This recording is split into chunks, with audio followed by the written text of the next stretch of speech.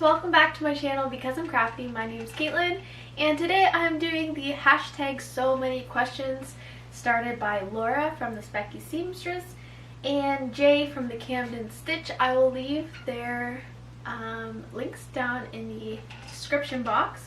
And I actually seen this video on Keely's channel, who is Voice of a Creative, and she answered some questions from the hashtag so many questions. So the creators came up with 40 questions to answer, and you get to choose 10 of them and let people know a little bit more about you. So I picked 10 from the list, and I'm going to talk to you guys a little bit more about myself. I know I have a few more subscribers now in the last little while, so I just thought it would be good to do a little update with this type of video, because the last one I did I think was the seamstress tag, maybe a couple other months before that last year. So I thought it would be a perfect time to film this type of video. So the first question I chose was, how and when did you start sewing? So I started sewing I was going into grade 11 in high school, and I was taking some classes, and then I started helping teaching the classes, and that's how I started sewing. So for me, kind of late-ish in life. I know I'm still really young, but for me, I was always interested in it before that, but it wasn't until then that I started sewing. And actually, a funny little story with that is there was never a sewing machine in the house. So I didn't have anything to watch. Like, it wasn't like my mom sewed and I watched her and that's how I wanted to get into it. It was just something I was always interested in. But when I started sewing, and I'd been sewing for a bit and learning and whatever, one day my mom said, you know, I have a feeling that there's a sewing machine like packed away in the basement somewhere. And I was like, what? You own a sewing machine? Are you crazy, woman? Show it to me now. And it was actually my aunt who had bought it for her years and years ago, and she kept it all these years, and I'm not even sure that she used it. But that's now my sewing machine, my domestic that I use all the time. It's a white brand, and it's a great little machine. And it's awesome that it's really old, because usually the older ones are a little bit more well built. So yeah, crazy. And the second question I chose was, how much time do you spend sewing? And I spend pretty much any other free time sewing that I don't have to use to do something else.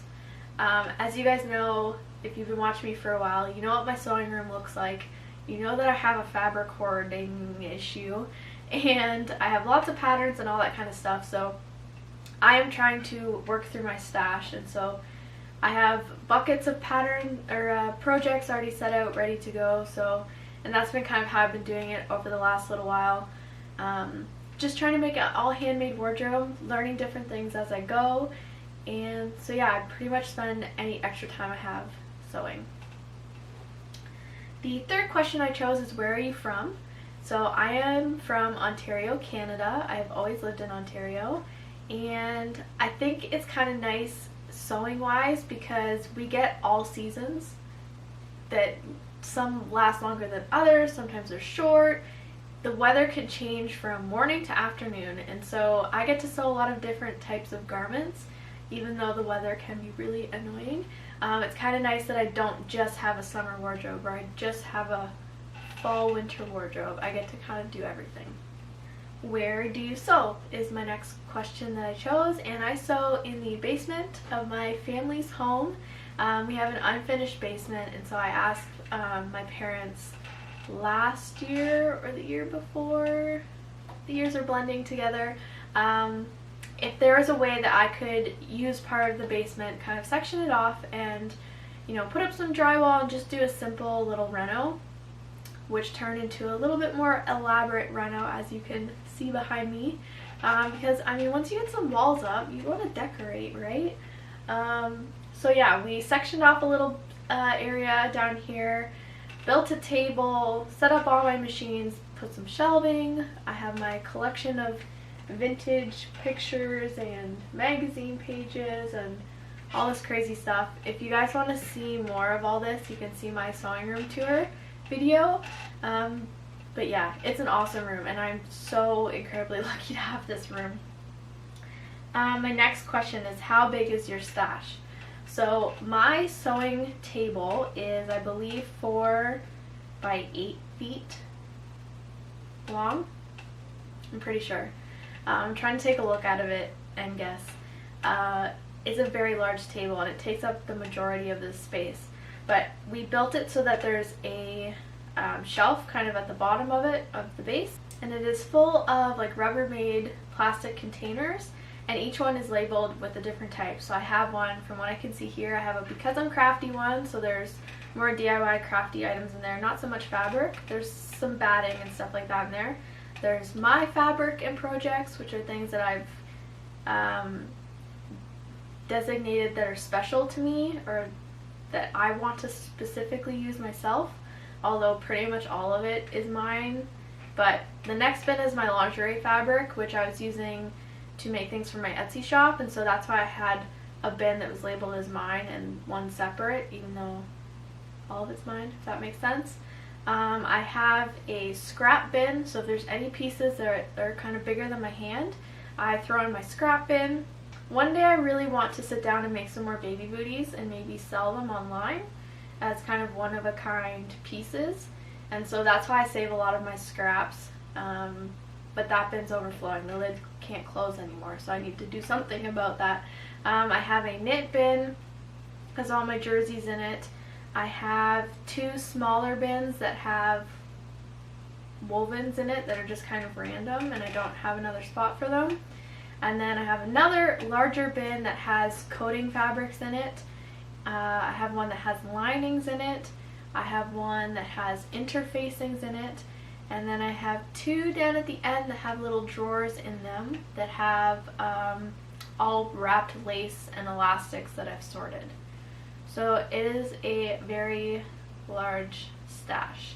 So if you guys want to see exactly what that looks like, if you haven't seen it before, do check out my sewing room tour. I'll leave it in the link somewhere down below, but I will say since that video it has grown, but I've also made a lot of stuff, so maybe it evens out. I'm such a fabric hoarder, guys. My next question I chose was, what's one piece of advice you would give yourself if you could go back to when you first started sewing? And this is something I actually learned when I went to college for fashion design, and that was to give yourself way more time than you think something's going to take. And I've said this before, I believe on this channel or maybe on Instagram, but one thing that I learned is that, you think, oh, this is only going to take me an hour, and that ends up taking you 3, and then for me that makes me feel anxious or kind of disappointed in myself because I had this expectation going ahead and then it didn't work. And so for me, if I give myself lots of time to complete a project and I'm not rushing it, because when you rush it doesn't work, it's not fun. The project doesn't become fun anymore. So if you give yourself lots of time, and then if you finish early, it's awesome. You can start a new one. The other thing is something that I've been saying at work lately, and the ladies have been laughing at me, but I swear to you it's true, that sewing machines are also related to printers because they can smell your stress and they can smell your fear. I don't know how they can do this, but I swear it's like a little superpower within them, because when you're stressed about a project, or you're fearing what you're doing because you're not sure, or maybe you're trying to go over, a really thick piece of something and you're afraid of your needle breaking, it's gonna break. If you're stressed and you're rushing, something's gonna go wrong. It's just the way it goes every time. So try to go into it calm, open-minded as best you can, and it'll work eventually. It may take a couple tries, but the calmer you can be and more confident going into it, it usually works out better. Just something I've learned over the last however many years I've been sewing. I started sewing in 2011, so we're getting close to 10 years. The next question I chose was, what's my most favorite and least favorite sewing task? So my most favorite would be when finally you're getting all the pieces together and it's actually starting to look like something, because it's just more satisfying then. And my least favorite has got to be prepping everything, like putting all the interfacing on, ironing everything, because I just want to get in there and sew it. Like that's the meat of the project. That's my favorite part. But doing all the interfacing or any type of basting or stay stitching, all that kind of stuff, it's boring to me. And of course, seam ripping, not fun, because it means you have to redo something, and you know, that's not fun. The other thing I will say, least favorite, is just general unthreading or breaking thread or needles in your machine, because that just sucks. The next question is printed or PDF. I think I'm gonna have to go PDF. I think I'm pretty equal right now with what I've used on either side. It actually has taken me longer to use printed patterns than it has PDF. I find PDF easier for some reason because I can just go online, buy it, print it, cut it out, ready to go. The taping and all that stuff takes a long time if you are printing like regular size paper and you're not getting like a copy shop print. But I don't know, I like those better for some reason. I feel like they usually fit better. That doesn't go for everyone, obviously, but I feel like I don't know, I like them better. When I bring out printed and I look at the instructions, I usually just shake my head because I find that a lot of them don't make sense, or they're not complete instructions to me. I say that because I've been to school, I've learned the processes, and I take a lot of time when I'm making something to make sure that it looks professional inside as out as best I can, and based on the materials and time that I have to do it. But I find a lot of these printed patterns, they come out and it doesn't talk about finishing your edges, like nothing about serging or alternatives to serging. There's just a lot of things that I find missing. So with a lot of patterns, I don't usually end up using the instructions. I just make it how I know how to make it and refer to them sometimes. But yeah, I don't know. I feel like I've had more luck with PDF, but maybe I just need to do more printed. But for now, my preference is PDF. Number 9, my best tip or technique you've learned from YouTube. Now, I'm not sure if I've seen this on YouTube. I think I've first seen it on Facebook, but I'm sure it's on YouTube somewhere. Nonetheless, it's a really good tip. And this tip involves your serger and any type of straps or something that you have to turn. So let's just say you have a dress strap and it's 1 inch wide and you've sewn it in half and now you need to turn it. You either need a tool for that or you're going to struggle for a while. And this tip showed that if you use your serger and serge a big long tail, you put that inside of the fold of your fabric as you're going through. So you're pulling it from behind the foot around the front. You're putting it in the fold of your fabric that's going right sides together. And you serge that edge. And as you serge your edge, you're going to reach inside the fold as it's, before it reaches the foot. And you're going to keep pulling that tail in. And so as you're sewing, the inside of that strap gets sucked in, and then by the end, you can pull it out, and it's right side out. It's crazy. If I can find a video on YouTube showing that, I will link it down below, but it's a really good tip. If not, I'll try and find it on Facebook somewhere. I'm sure it's on YouTube. But I just seen a random clip somewhere, and I was just like, awesome. And the 10th question I chose was, how has your style changed since you started sewing? And I would say when I started sewing, I was just picking patterns or styles that I wanted to sew, but maybe weren't the most practical. They were maybe more fun projects, or I seen the picture on the pattern and thought that it was really cool, but maybe it didn't necessarily suit me, or I didn't have the right kind of fabric for it. But then when I went to school, I learned a lot more about that kind of stuff. And so since I've been sewing and have had this sewing space, I've been a lot more specific with my makes.